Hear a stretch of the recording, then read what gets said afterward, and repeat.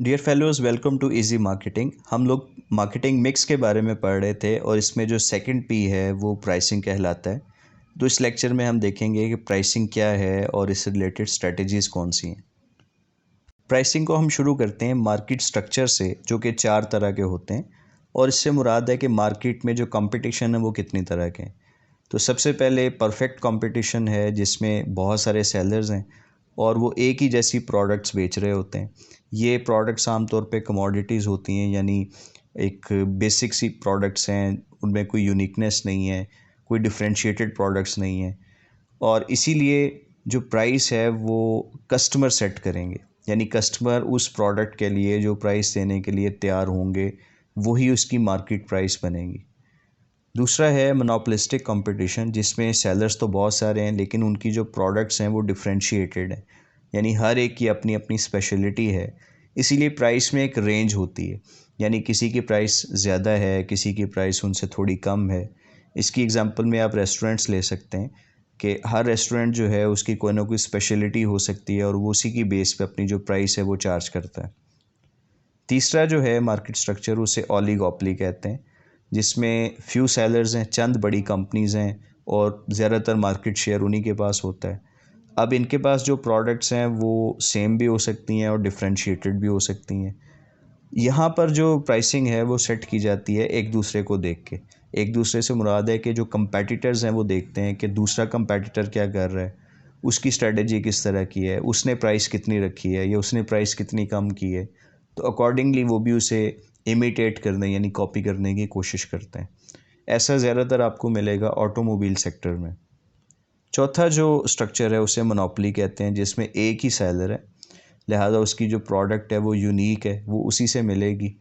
अब वो जो चाहे प्राइस सेट कर सकता है, क्योंकि उसे भी पता है ये प्रोडक्ट किसी और से मिलनी नहीं है, लिहाजा प्राइस मेकर कहलाते हैं वो।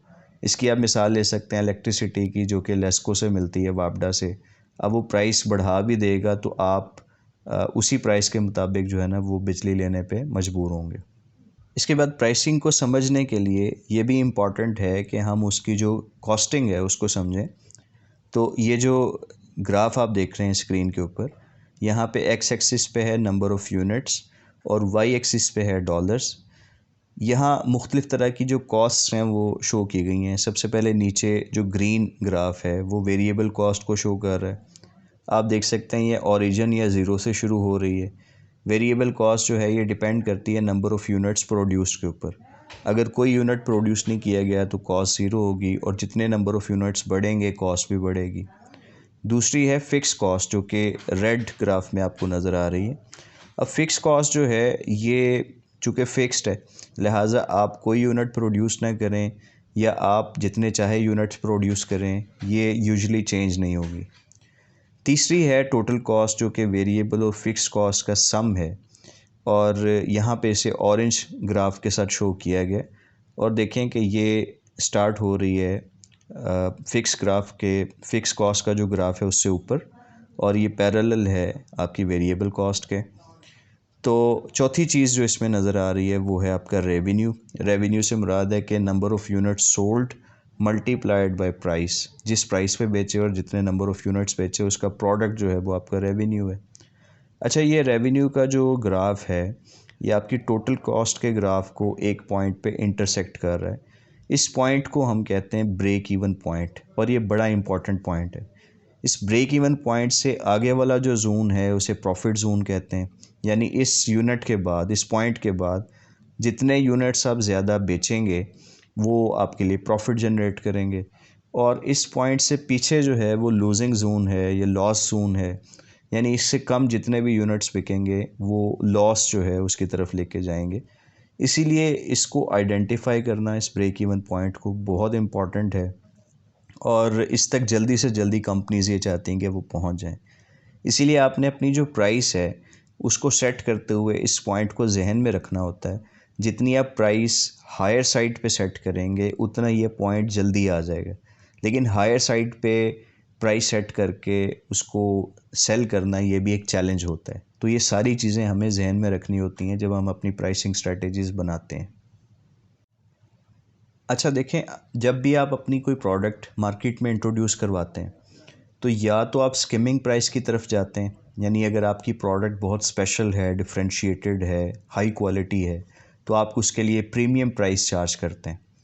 या फिर अगर वो एक ऑर्डिनरी प्रोडक्ट है, जैसी प्रोडक्ट्स बाकी मार्केट में बिक रही हैं उसी तरह की एक प्रोडक्ट है, तो फिर आप उसकी जो प्राइस है उसको लोअर साइड पे सेट करते हैं, जैसे एक इंट्रोडक्टरी प्राइस कहते हैं।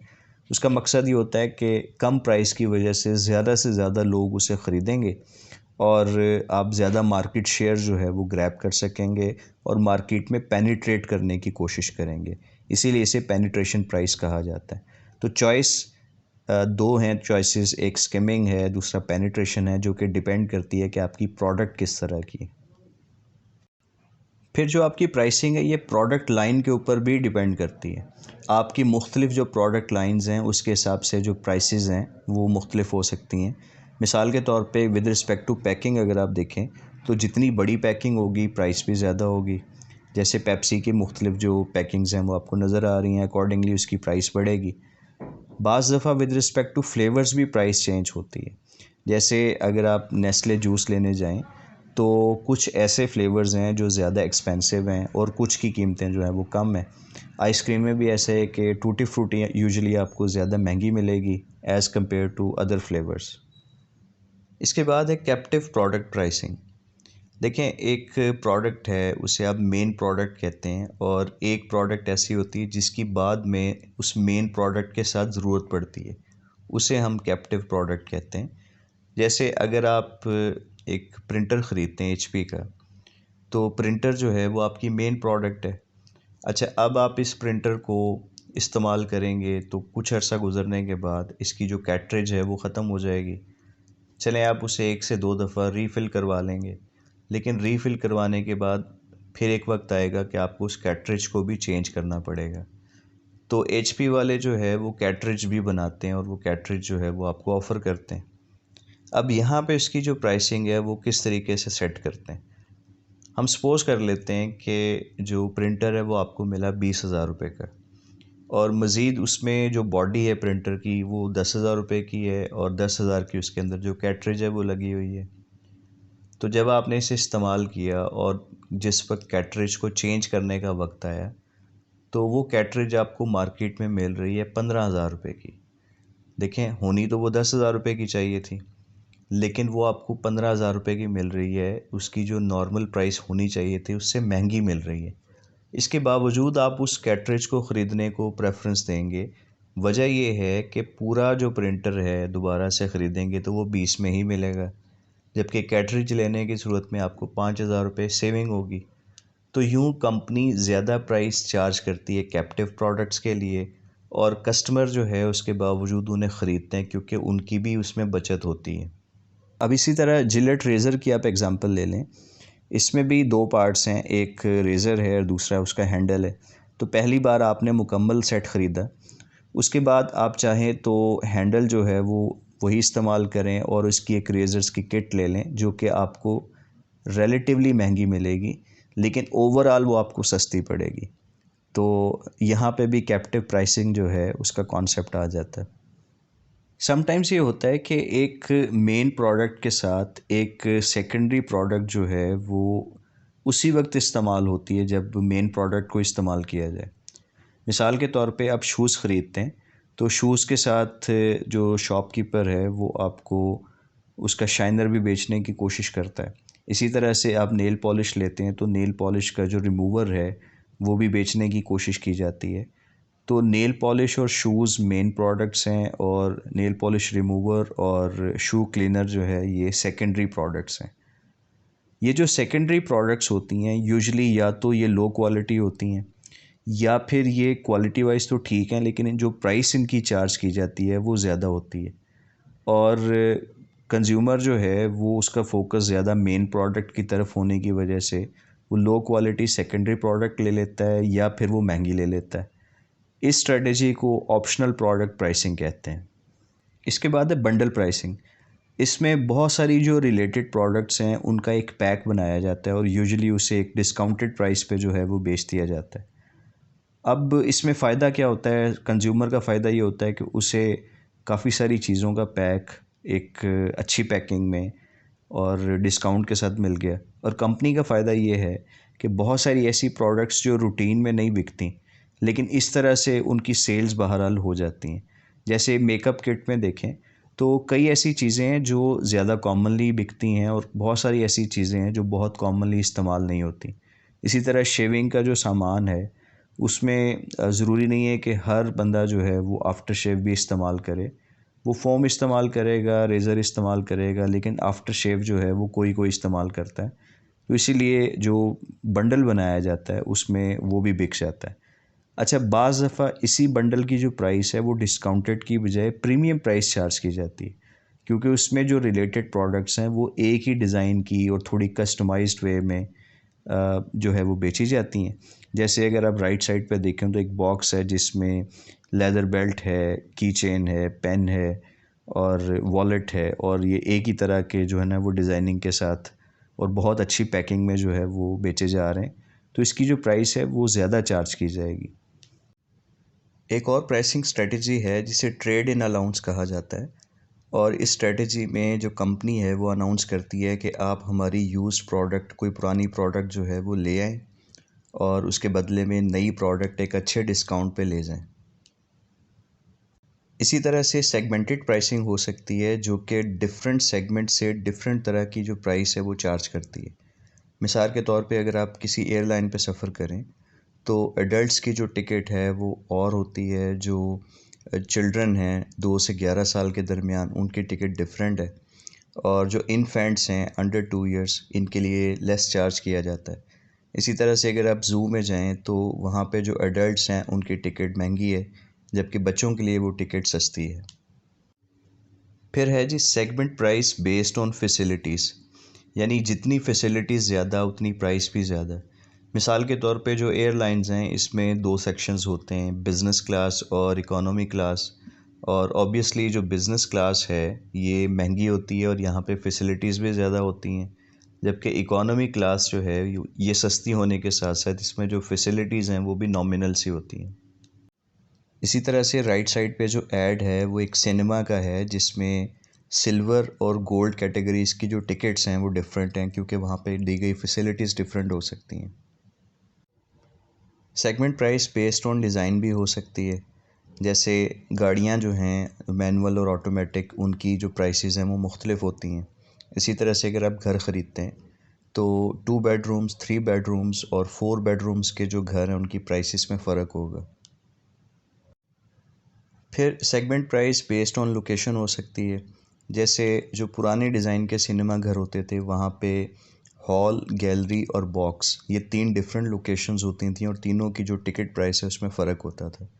आप प्लॉट लेने जाएं तो वो प्लॉट जो मेन सड़क के साथ लगता है या जो फेसिंग पार्क है या कॉर्नर है उसकी प्राइस ज़्यादा होती है। Segment price based on timing भी होती है। जैसे आप रेस्टोरेंट्स में जाएं तो लंच जो है वो हमेशा डिनर से कम कीमत का होगा, क्योंकि लंच में कम लोग आते हैं। लोग अपने अपने बिज़नेस में, जॉब्स में बिज़ी होते हैं और डिनर करने के लिए वो शाम को अपनी फैमिली के साथ निकलते हैं। तो डिनर के जो चार्जेज़ हैं वो ज़्यादा होते हैं। इसी तरह से वीकेंड पे जो चार्जेज़ है वो ज़्यादा हो सकते हैं। तो ये segmentation price based on timings हैं।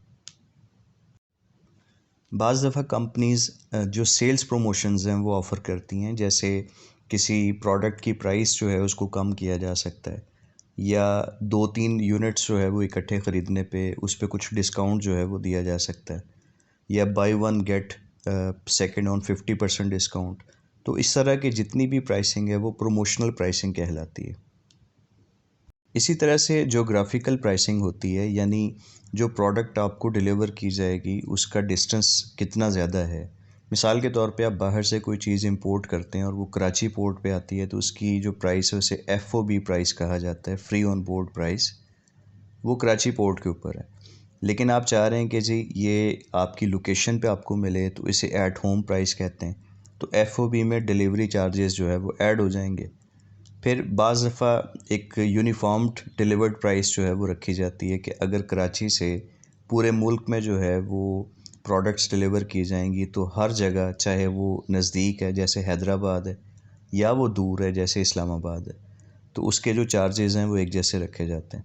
और बाज़ दफ़ा ये प्राइसिंग जो है वो जोन की बेस पे की जाती है, यानी डिफरेंट रीजन्स के लिए डिफरेंट प्राइसिंग जो है वो रखी जा सकती है। आम तौर पे जो कोरियर कंपनीज़ हैं वो जोन प्राइस को इस्तेमाल करती हैं, यानी वो डिफरेंट जो डिस्ट्रिक्ट्स हैं उनके लिए प्राइस डिफरेंट रखती हैं। इसी तरह से डेवो पे आप सफ़र करें तो मुख्तलिफ़ जो शहर हैं उनके लिए उनके जो चार्जेज़ हैं वो डिफरेंट हो सकते हैं। सीएनजी की प्राइसेस भी लोकेशन बेस्ड हैं, यानी नॉर्थ रीजन और साउथ रीजन में जो सीएनजी है उसकी प्राइसेस डिफरेंट होती हैं। इसके बाद है डायनामिक प्राइसिंग, यानी प्राइसेस जो है वो फ्लेक्सिबल होती हैं और इनमें चेंजेस आ सकती हैं। जैसे अगर कोई पार्टी बहुत अच्छी बारगेनिंग कर सके तो उसकी वजह से वो रेट्स बहुत ज़्यादा कम करवा सकते हैं। बाज़ दफ़ा ये टाइमिंग की वजह से भी हो सकता है, जैसे पीक सीज़न में जो मैरिज हॉल्स हैं उनके रेट्स बढ़ जाते हैं, जबकि ऑफ सीज़न में वो बहुत कम हो जाते हैं। इसी तरह से जो एयर टिकट्स हैं वो भी जैसे जैसे वक्त गुज़रता है, फ़्लाइट का टाइम नज़दीक आ गया और अभी बहुत सारी जो सीटें हैं वो खाली पड़ी हैं, तो टिकट की जो प्राइसेस हैं वो भी कम होती जाती हैं। इसके बाद है जी वेरी इंटरेस्टिंग साइकोलॉजिकल प्राइसिंग, और इस तरह की जो प्राइसेस हैं इनसे हमारा वास्ता आए दिन पड़ता रहता है। जैसे प्रोडक्ट्स के ऊपर लिख दिया जाए ₹1950 ओनली, तो ये ओनली का वर्ड जो है ये साइकोलॉजिकली हमें बता रहा होता है कि ये प्रोडक्ट अभी बहुत सस्ते दामों आपको मिल रही है। या लिखा होगा पैक ऑफ 2 इन ₹149, तो तासुर ये मिलता है कि चूँकि ये 2 यूनिट्स का पैक है तो 1 यूनिट की निस्बत इसमें आपको बचत है। फिर नाउ इन ₹20 से पता ये चल रहा है कि शायद पहले इसकी कीमत ज़्यादा थी। इसी तरह से अगर प्राइस जो है वो 605 थी तो उसके ऊपर एक बड़ा सा क्रॉस लगा के 599 लिखा जाता है। प्राइस में फ़र्क तो बहुत ज़्यादा नहीं पड़ा, लेकिन इस क्रॉस लगाने की वजह से साइकोलॉजिकली आपको ये मैसेज दिया जा रहा है कि प्राइस में बहुत ज़्यादा चेंज आया है। फिर ओल्ड प्राइस जो है वो 810 है और न्यू प्राइस 800 है। अगेन प्राइस में बहुत सिग्निफिकेंट फ़र्क नहीं है, लेकिन ओल्ड और न्यू जो है उससे आपको इस तरह का एक मैसेज दिया जा रहा है कि प्राइस में डिस्काउंट मिल रहा है। ₹199, जब प्राइस को राउंडिंग फिगर में लिखने की बजाय उससे कम जो करीब तरीन फिगर है उसमें लिख दिया जाए तो वो साइकोलॉजिकली हमें कम महसूस होती है। जैसे 199 जो है, हमारा माइंड हमेशा मैथ्स को लेफ़्ट साइड से पढ़ता है, तो अगर यहाँ 200 लिखा हो तो वो उसको 200 वाली सीक्वेंस में ही समझेगा, लेकिन अगर 199 लिखा हो तो वो उसको 100 वाली सीक्वेंस में समझेगा। ऑल दो 199 और 200 में बहुत ज़्यादा डिफरेंस नहीं है। फिर अप टू 50% ऑफ, इसमें होता ये है कि सिर्फ चंद ऐसी प्रोडक्ट्स होती हैं जिस पे कोई 50% ऑफ मिलेगा, otherwise 10 to 15% of majority of products पे मिलेगा। और कस्टमर्स एक दफ़ा जब विज़िट करते हैं तो कुछ ना कुछ वो ज़रूर ख़रीद लेते हैं। तो डियर फेलोज़, मैं आखिर में आपको एक एग्जांपल के ज़रिए बताना चाहूँगा कि जो प्राइसेस हैं ये बहुत हद तक कंज्यूमर बिहेवियर के साथ भी रिलेटेड होती हैं, और कस्टमर्स जो है वो यूजुअली प्राइस को लिंक करते हैं क्वालिटी के साथ। यानी अगर प्राइस ज़्यादा है तो क्वालिटी भी ज़्यादा होगी, और प्राइस कम है तो यकीनन क्वालिटी कम होने की वजह से होगी। मैं यहाँ एक एग्जांपल देता हूँ। दो कंपनीज़ थी, अमेरिकन कंपनीज़ थी, और इनकी प्रोडक्ट जो है, जो भी प्रोडक्ट थी, कंपनी एक्स और कंपनी वाई। कंपनी एक्स जो है वो एक ब्रांड ए बना रही थी किसी प्रोडक्ट का और वो $3 में बेच रही थी। कंपनी वाई जो है ये एक नई कंपनी आई और इन्होंने ए के मुकाबले में ब्रांड जी बनाया और इसकी प्राइस जो है वो $2 रखी। यानी क्वालिटी वाइज, इंग्रेडिएंट्स वाइज, हर तरह से वो ब्रांड जो है जी वो ए के कंपेटिबल था, लेकिन प्राइस में उन्होंने जो है वो $1 कम रख के कंपनी एक्स को एक चैलेंज दिया। अब कंपनी एक्स जो है उसने क्या किया, उन्होंने एक बड़ी ज़बरदस्त स्ट्रेटजी जो है वो अडॉप्ट की। उन्होंने ब्रांड ए जो है उसकी प्राइस $3 से बढ़ा के $4 कर दी। एक और नया ब्रांड लॉन्च किया बी के नाम से। ये बी और ए और सी ये फ़र्ज़ी नाम है इसके, और उसकी उन्होंने जो प्राइस है वो $2 रखी। और एक तीसरा ब्रांड लॉन्च किया सी, जिसकी प्राइस उन्होंने $1 रखी। और इस तरह से अपनी जो पोजीशनिंग है मार्केट में वो इस तरह इस्टेब्लिश की कि ब्रांड ए जो है ये तो एक सुपीरियर ब्रांड है, इसलिए ये आपको महंगा मिलेगा, और ब्रांड जी जो कि नया आया उसके मुकाबले में तो हमारा ब्रांड बी है। जबकि अगर आप उससे भी कम या सस्ता ब्रांड जो है वो लेना चाहते हैं तो फिर ब्रांड सी हमारा $1 में भी आपको मिलेगा। तो इन्होंने कंज्यूमर बिहेवियर को, कंज्यूमर साइकी को इस्तेमाल करते हुए एक बड़ी ज़बरदस्त स्ट्रेटजी जो है वो इस्तेमाल की। तो डियर स्टूडेंट्स, मैं उम्मीद करता हूँ कि आपको प्राइसिंग, इसकी मुख्तलिफ स्ट्रेटजीज़ और कॉस्ट स्ट्रक्चर क्या होता है, मार्केट स्ट्रक्चर क्या होता है, ये सारे कॉन्सेप्ट्स अच्छे तरीके से समझ आ गए होंगे। इस वीडियो के हैंडआउट्स नीचे कमेंट सेक्शन में दिए गए हैं, आप वहाँ से डाउनलोड कर सकते हैं। अगर आपको ये वीडियो अच्छी लगी तो इसे लाइक करें, चैनल को सब्सक्राइब कर लें और दूसरों से भी शेयर करें। Thank you very much.